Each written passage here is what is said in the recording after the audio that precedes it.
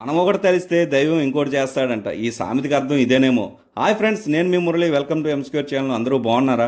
నేను 2 వారాల క్రితం రణపాలని ఆకు గురించి, ఆకుకున్న గొప్పదనం గురించి ఒక వీడియో చేశాను. ఆ వీడియో కింద లింక్ ఇస్తాను, ప్లే బటన్ నొక్కి చూసేసేయండి. నేను కుండీలో నాటిన రణపాల అనే ఆకు ఎలా ఏర్లు వచ్చాయి ఏంటి చూద్దామని డాబా పైకి వెళ్తే కుండీలో ఆకులన్నీ కుళ్ళిపోయి చచ్చిపోయాయండి.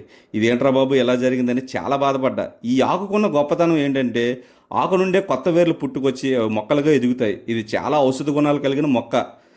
ఈ మొక్క పైన ఒక వీడియో చేద్దాంలే అని అనుకున్నా. కానీ ఆశ్చర్యం ఏంటంటే మొక్క నుండి రాలి కుండీలో పడిన ఒక ఆకు మాత్రం కొత్త వేర్లు వచ్చాయండి. కొత్త జీవం మొదలుపెట్టింది. చూసి చాలా ఆశ్చర్యం అనిపించింది. జీవితం కూడా ఇలాగే ఉంటుంది కదా.